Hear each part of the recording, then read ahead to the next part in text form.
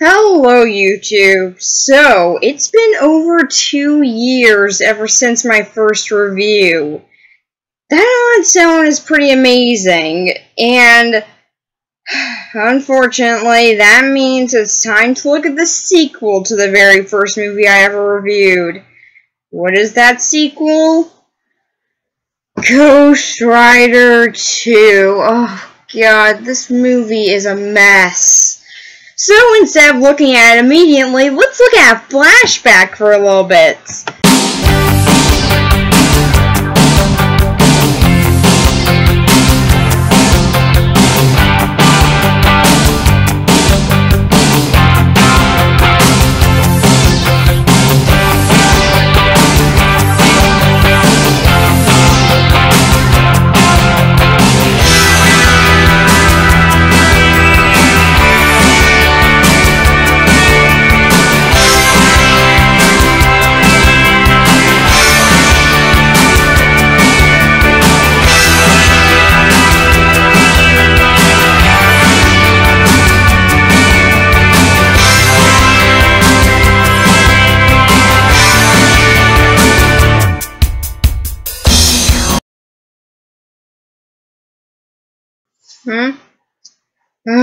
Fine. You're enjoying a Feeless video.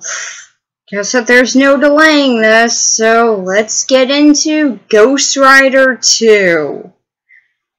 The movie starts off following Idris Elba's character, Morgan. Yeah, I'm just gonna call him Idris Elba for the rest of this review. So, he goes to some random temple place in the desert, which has cyber monks in it. I thought that trope disappeared with the 90s, but apparently it survived into 2012. I don't know why, but yeah. He goes there and he meets Giles, or at least the actor who plays him, so yay, that'll be fun. At least Giles is gonna be in this, right? That can at least make something good. Or he'll just have a short cameo. I've been waiting so long to use that clip. So, yeah, he gets killed, teaching Buffy how to get shot, and at least he did a good job doing that. And the rest of the people in the temple are killed. Oh no, I feel like I barely knew them. Oh wait, I did. And then we meet up with Nada and her son Danny. Get it? It's a reference to Danny Ketch, one of the Ghost Riders in the comic. Clever! No, it's not. It's stupid, because in the comic, he was actually a Ghost Rider, and one of the ones who actually most popularized most of the tropes with the character. Most people associate Johnny Blaze with that, and yeah, I can see why. He was the first, but Danny Ketch is the one who really made the character of Ghost Rider pretty much a big comic book name, or at least from the time that he was around. And yeah, so you would expect, since he's one of the Ghost Riders, that, yeah, he might get the mantle of Ghost Rider by the end of the movie, right? Wrong. In this movie, he is the son of the devil. Okay, if I question everything in this movie, we're gonna be here all day. So, yeah, Idris Elba survives by getting stuck in a tree, because this movie is stupid. And then we get the opening credits, and I hate them. Yeah, the opening credits to a movie anger me. I don't think that any other movie has really done that before, so let's go into a little bit of detail as to why I hate these opening credits.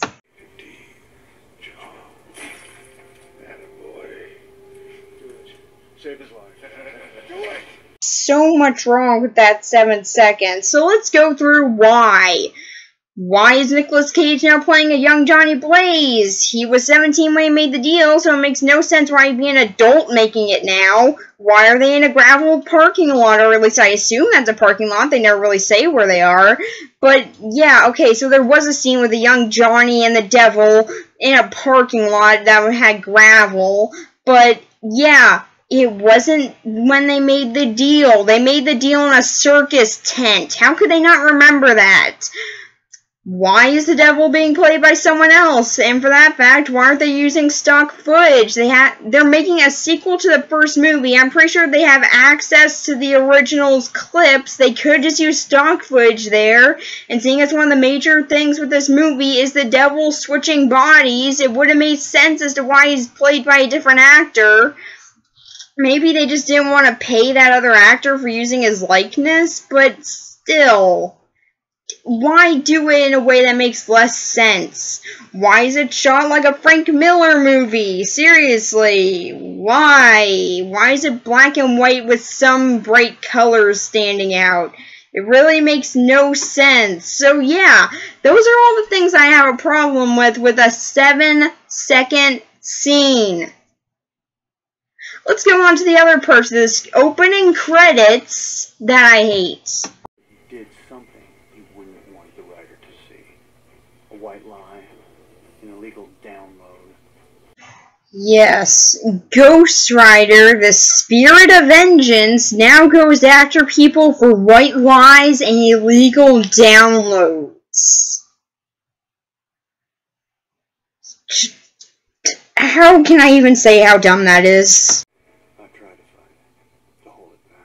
You were gonna use the writer to do good at the end of the last movie. What changed?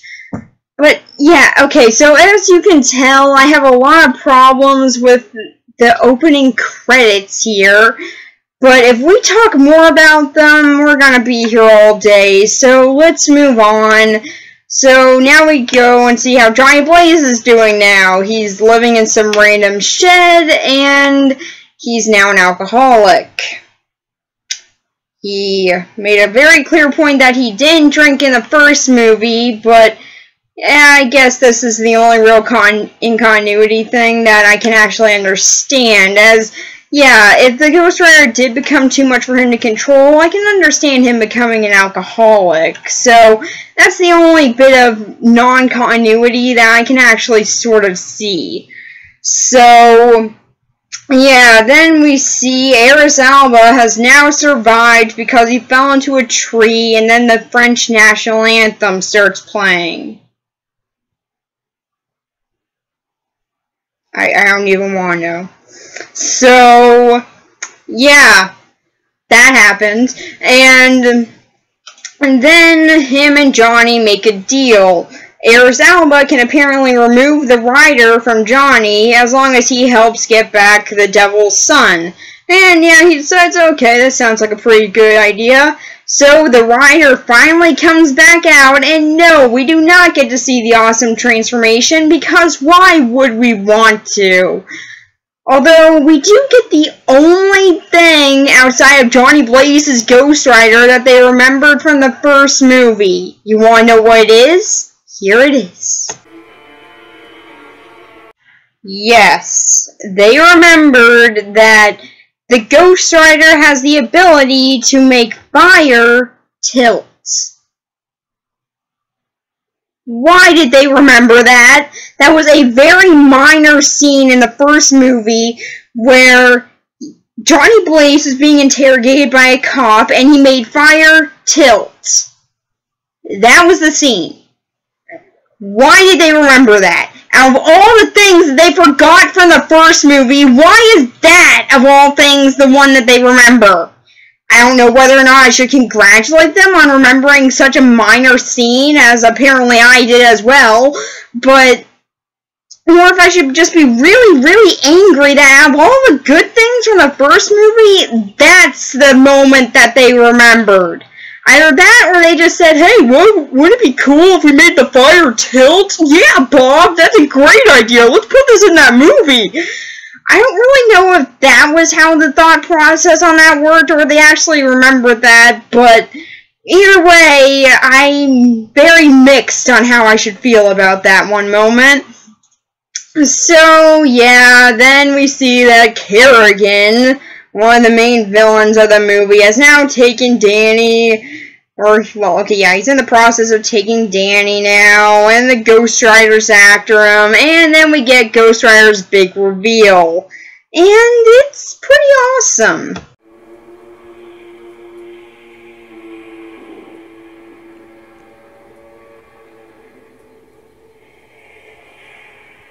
I really hate what I'm about to do, but I have to give some cred to this movie on how Ghost Rider looks here.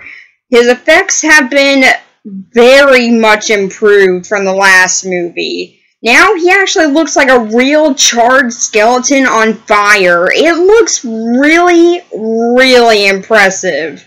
In the first movie, sure, he looked okay. I mean, look at this. Look at how Ghost Rider looked here. Yeah, he looks kinda fake. He looks pretty fake there, at least for me, especially in the skull. He looks pretty there. Here, however, he looks amazing. The only thing that I'm really questioning is why his skull is now completely charred. Why is that? Was it because that he was locked up for so long? If so, does that mean that Johnny's skull is just completely burnt? If so, how is Johnny not dead? But yeah, the awesomeness that is Ghost Rider quickly gets destroyed when we see that he's apparently drunk.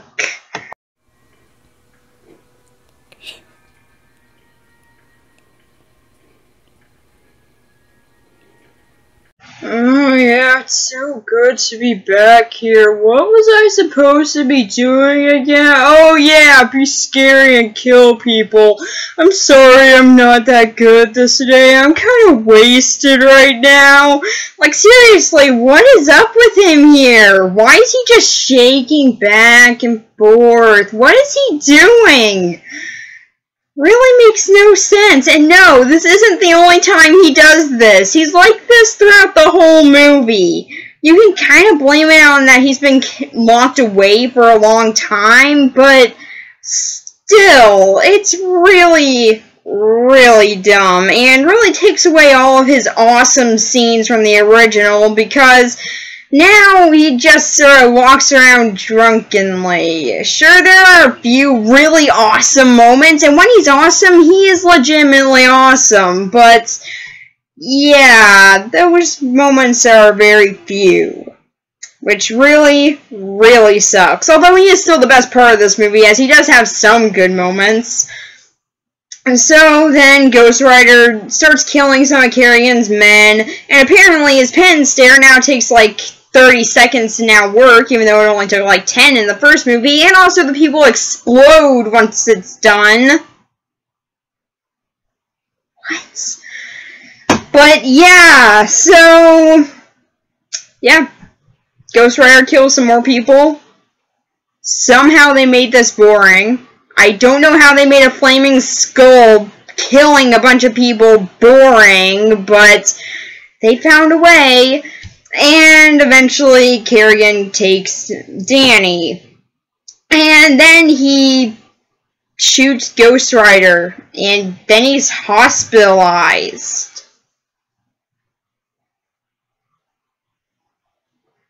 Ghost Rider was able to face the son of the devil in the first movie. Why is it that he just gets shot at now and he's easily defeated? It's pretty disappointing, but anyway, now him and Nadia are, now he's back as Johnny Blaze, and him and Nadia are starting to work together so then she can get her son back. And we find out that apparently she made a deal with the devil because that was always a good idea to everybody.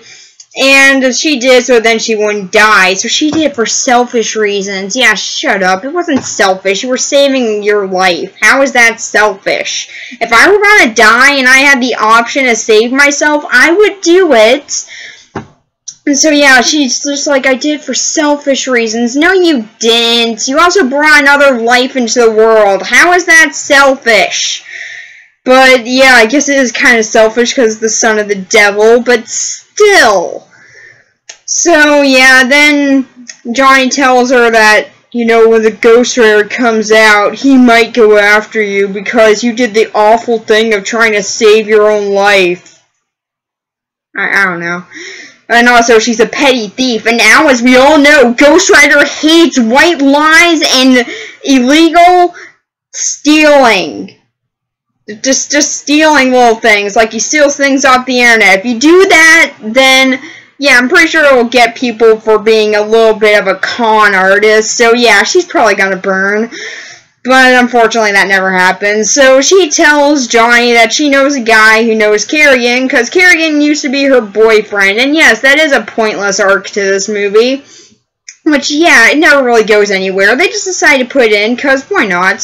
So, yeah, he then meets up with this guy, and this moment is great. There are a lot of really bad moments in this movie, so you really gotta really search for the ones that are just a lot of fun. And this is one of the other things that I had to give this movie over the first one. As Nicolas Cage gets to go a bit crazy here. Not as much as I would have liked, unfortunately, but there are a lot of moments where he just gets to go completely unhinged, and it's really fun. And this is one of those moments. He's just laughing insanely and just sort of talking insanely. It's just like he got drunk before he did this shoot, and then was just like, I'm gonna go do this take anyway. And it's really great. So, yeah, now the Ghost Rider is starting to come out because he's near a drug dealer? Or at least I think that's what this guy is. But, yeah, eventually he gets away before he can kill that guy as the Rider, and then the silliest Ghost Rider transformation ever happens.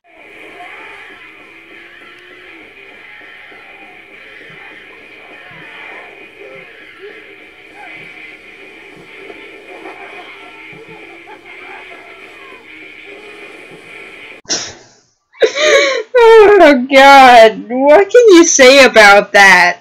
On the one hand, it's much worse than the first movie, as in the first one, it was Nicolas Cage's face peeling off and burnt, and then revealing the flaming skull. It was a really, really well done transformation.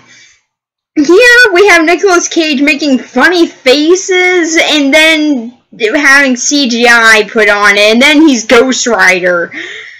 I really can't tell which is better, though, because this one is hilarious. I mean, look at those faces. How would it not be funny? It's Nicolas Cage just making funny faces and acting insane. How is that not an awesome scene? Although any scene with Nicolas Cage like that is automatically great, but this one in particular is just hilarious. So, then the Ghost Rider starts attacking some more of Carrigan's men, as he has now found out where Danny is, and now he's gonna try and help save him, but also he's still drunk, so he just sort of stands around some more, spins around some more, but then he gets a really good idea. Going into a giant machine, random piece of machinery, and then making it a new vehicle for him, and oh my god, this scene is just badass. I love this scene. This scene makes this whole entire movie worth it. Seriously. Every single wrong that this movie has done might be excused all for this scene.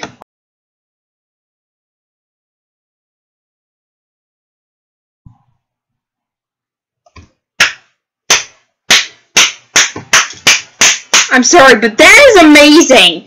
So yeah, that moment was freaking awesome, and pretty much what happens here, everyone dies and stuff, like, the Ghost Rider kills everyone, Carrigan's dead now, all of his men are dead, and I get very bored for a while. And now Johnny tries to bond with Danny, and Danny asks probably one of the questions that I'm pretty sure that everyone has always been wondering. Hey, what if you have to pee while you're on fire? Right, Thomas. It's like a flamethrower. You know, it's like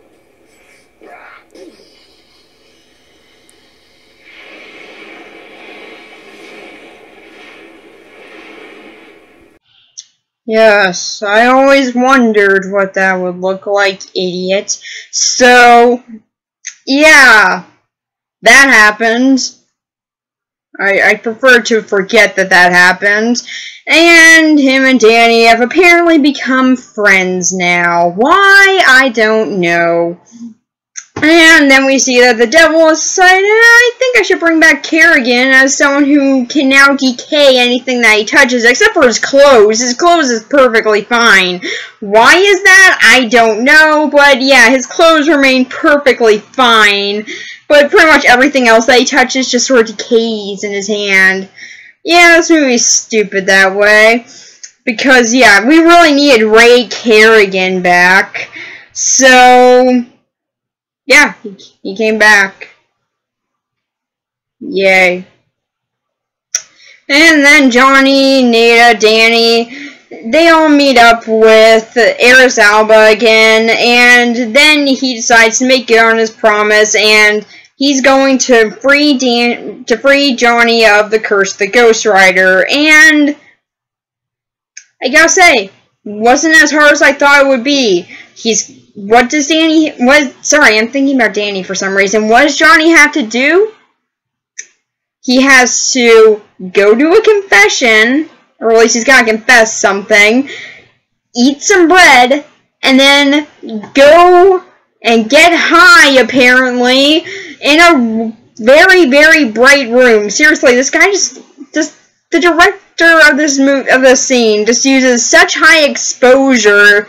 The cinematography there is just terrible. But yeah, at least we get some more Nicolas Cage acting nuts, so that's always fun. And now Nicolas Cage is free from his curse forever. Yay. So glad. So then we see that Danny has apparently not been treated that well at this place, as Raiden, yes, the guy who played Raiden in the first Mortal Kombat movie, is in fact in this. He's a good actor. I don't know why. But yeah, he's in this, and he decides, I should probably go kill Danny because he's the son of the devil. I'm surprised that he's the first one to come up with this idea. So yeah, the only sensible person easily gets killed by Kerrigan, and Danny gets kidnapped again. Woo! So now it's up to Johnny, Nada, and Idris Elba to go and save him. So they go, get a lot of weapons, and now they're gonna go save the day. Yay! And then we see that apparently a lot of people are gathering around for the devil switching bodies, because this is a very, very big event, and they're all gonna chant some random Latin, and then apparently the soul transfer begins, and Johnny comes in, and so is Idris Elba, and they're gonna go fight through, but eventually they get defeated, and Danny decides, you know what, I feel like randomly I want to help you out here. So, even though I'm apparently half the devil right now, but apparently I still have enough of me in here to decide, I can use my powers to give you back your Ghost Rider abilities. So now Johnny is again the Ghost Rider, and he's back, and they continue to fight for a while, and the devil gets away with Danny. And then we get the stupidest thing out of this whole movie, or at least the biggest amount of inconsistency here. Ghost Rider rides his motorcycle in the daytime.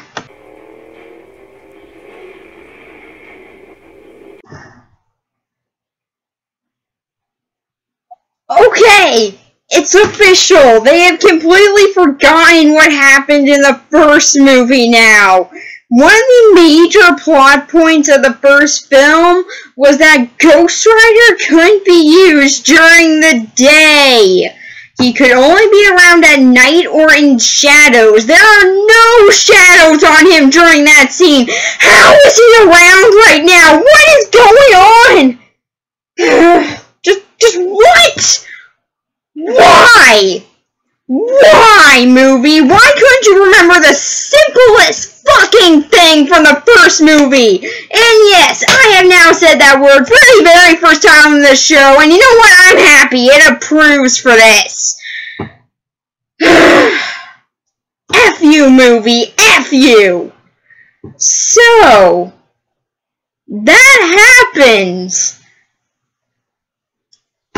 So, yeah, Ghost Rider kills them. He kills Kerrigan, who shouldn't be able to be killed because he's already died and come back, but whatever. So, yeah, I just want to get this over with at this point. So now the devil is killed in a car crash, or at least Danny, there's a car crash, something happens. I stopped caring at this point. But yeah, there's a car crash, and the devil's in it. Ghost Rider grabs him and sends him back down to hell, and then just other things happen, like Johnny decides that apparently he can still use the angel side of Ghost Rider, which is apparently still existent because this movie is stupid. And he can bring back Danny, and apparently he can't do that for anybody else. Yeah, you know, there have been a lot of other people who have died, Johnny. You could, or at least even a lot of your friends. Like, what about that guy Max from the first movie? You could have brought him back to life, apparently. Hell, you could even still do that, but no. Instead, you're just gonna be a terrible person and not do that anyway, because you're awful. Or maybe it's just because Danny's half devil. I don't know, and personally, I don't care. So, yeah, now Johnny's gonna go around and continue to be the Ghost Rider now, except he's the Blue Fire Ghost Rider. Yay! Oh, God, kill me now. And then this movie finally ends, and it ends pretty much the exact same way the first movie ended, except now he has Blue Fire. Whoop-de freaking do. And this movie finally ends.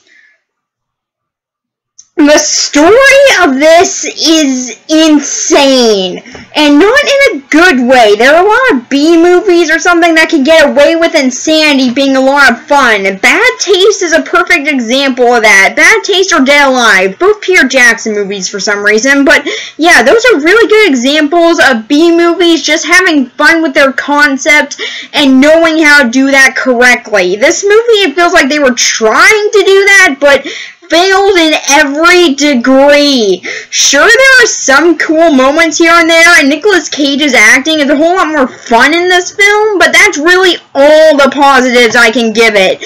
Outside of that, there is nothing worth watching in this movie, and if you even try to follow the continuity of this thing, you will go insane.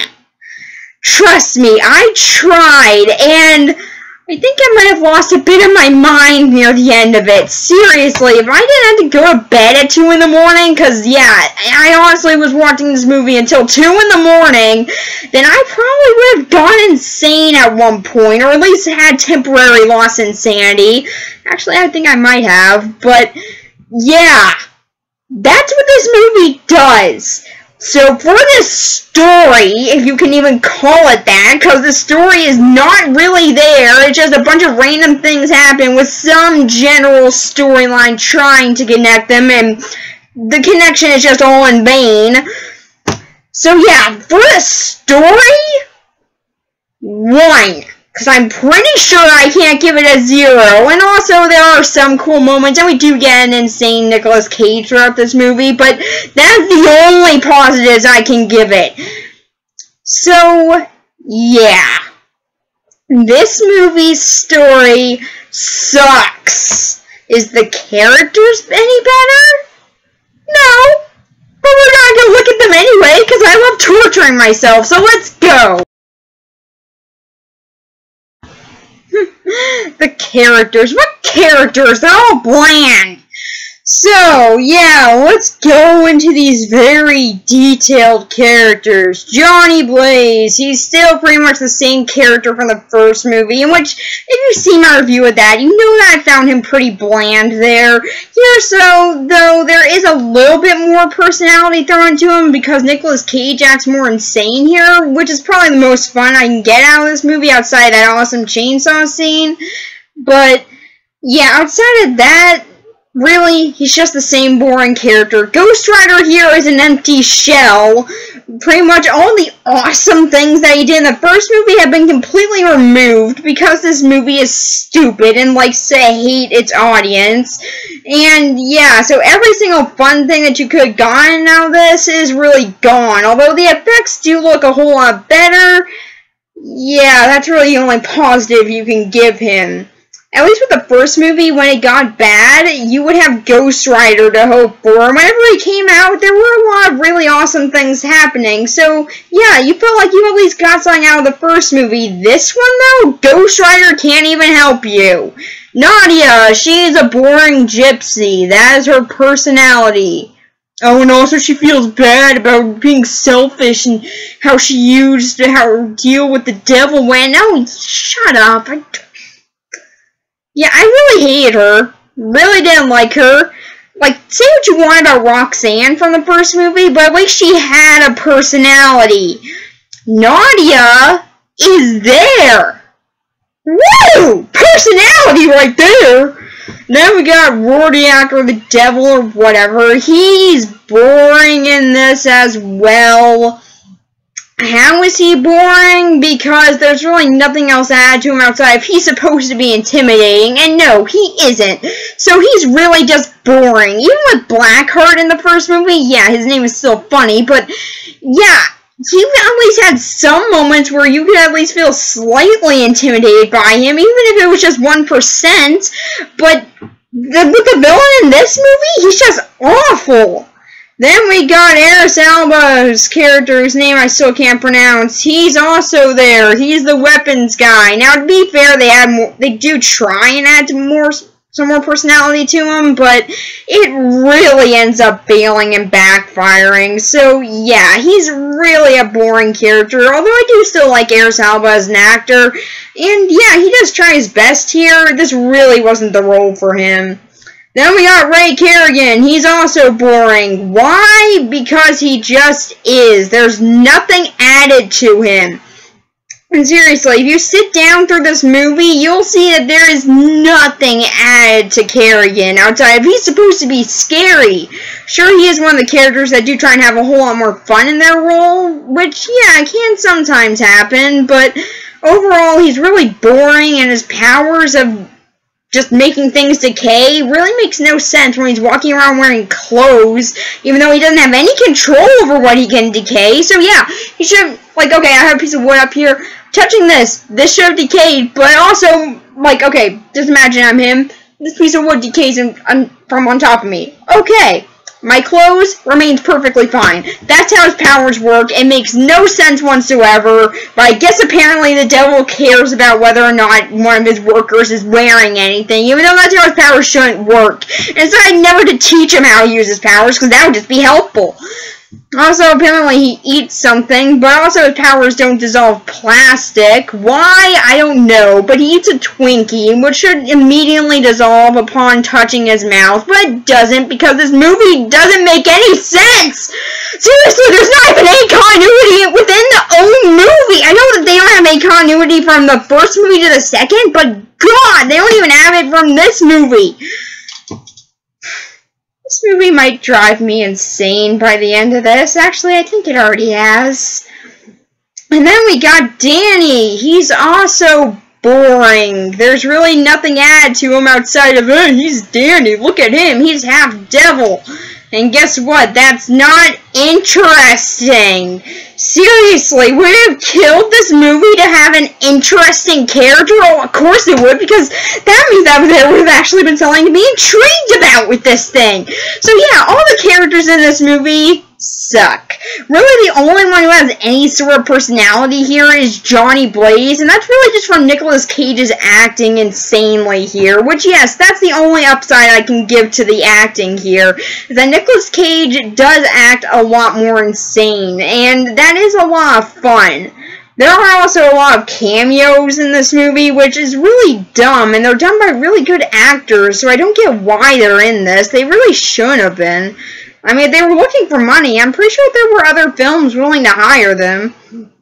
So, yes, for the characters, air quotes, very, very big air quotes over that, what will I give them? Same reason I gave a 1 to the story. I don't think that I can give it a 0, and yeah, really, there's nothing about them. It's just Nicolas Cage's acting, which really holds this movie afloat. And that's really the only character that we actually have in this movie. The rest of them are just empty shells and they try and be actually interesting people that we should care about, but of course we don't, because they don't get enough time to either be developed or to develop any type of personality whatsoever. So there's nothing to really improve on there. Also, although Ghost Rider does have a few cool moments, but that's really it. So, for this movie overall, what do you think I think of this? It is awful! This movie is a test in sanity. Seriously, show me this movie for a week straight and I will lose my freaking mind. In fact, I think I might have already done that just from watching it once. Seriously, this movie drives me up the wall. If you even try to focus on the continuity of it, you will lose your mind, which I did, and I'm probably sounding insane here because of that. The overall story here is really barely there. There's only slight connections in between the thing, and it tries to have something going on. I really don't know. The story of this, I don't even care to follow, because if I do, then I'll have to try and understand what they're doing. And really, what they're doing here is just dumb. It's very dumb. There really isn't anything good about this movie here. I'm trying to think, really, but there isn't. Okay, well, maybe that's wrong. There is that one cool chainsaw thing scene, and there's also Nicolas Cage's acting. That is it. That is the only positives I can give this. Okay, and also Ghost Rider's effects look really good.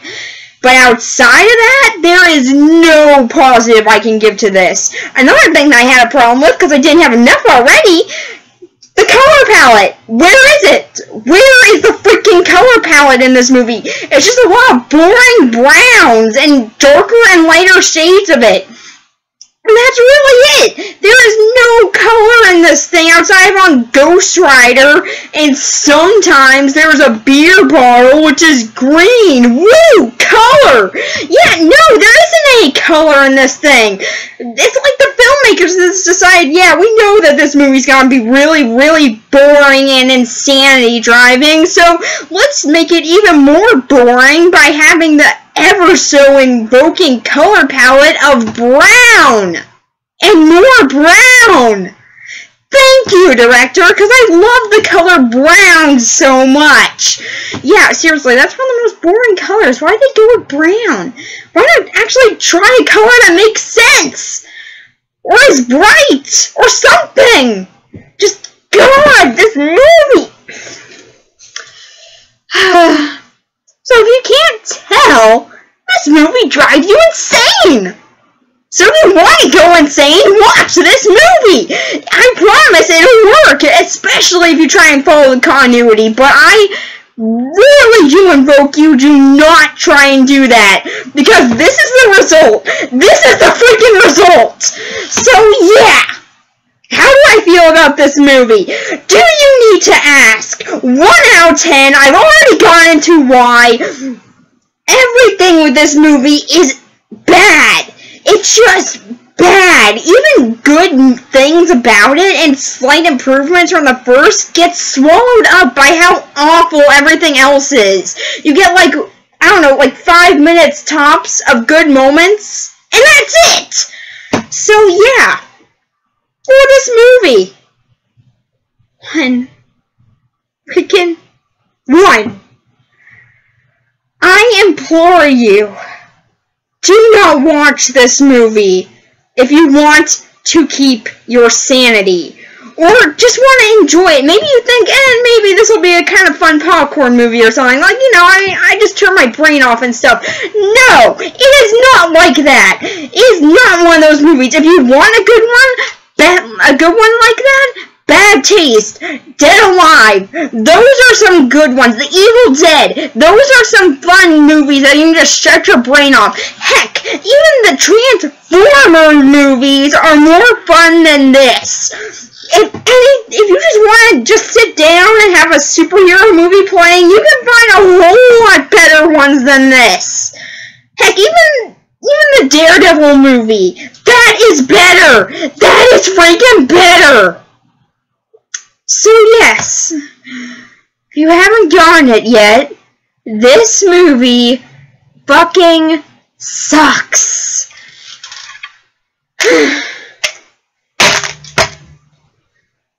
So yeah, happy 2-year anniversary to me.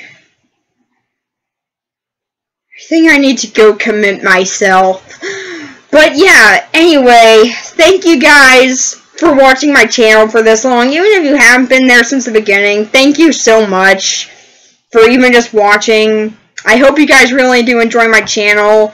It's been a long time coming to this, and my throat is now sore because of how much I've yelled about it. I think that means that this review will turn out good. So, yeah. Me being driven to insanity. That's what makes a review good. No, it's not. So, yeah, that's it. That's it for Ghost Rider 2. If you didn't get it already, don't watch it. So, yeah. That's pretty much it. Next week, Better Off Dead. Why? Because that's how I feel right now. Also, because that movie is better than this. Well, pretty much any movie is better than this. Yeah, because this movie might actually be worse than LeBoo. And that's saying a lot from me. It also might even be worse than Filth. And I think I hate that movie more than I hate LeBoo. So, yeah. Wait, no. Filth is worse. Filth is worse, actually. However, a lot of people say that's good. It's really just depending on interpretation there. But, yeah. This movie might actually be my second least favorite movie now. I think that LeBoo might be in the 3rd place now. That's kind of amazing. Although unlike LeBoo, this one's really boring. So yes, again, I implore you, do not watch this. Do not even give it a second glance. Trust me, I watched this twice. I know the horrors of this movie. Seriously, if you want to torture someone, though, this is a really great film to do that. First, show them the first movie, and then show them this for a whole entire day, and then they'll go insane. Because this is what it does after one showing. One. So yeah, if you want to torture someone and make them go insane, this is the movie to do it. So have fun doing that if you're just some sort of sick freak that wants to make someone go insane. So with that, goodbye. Next week is Better Off Dead. I'm gonna go commit myself now. Bye.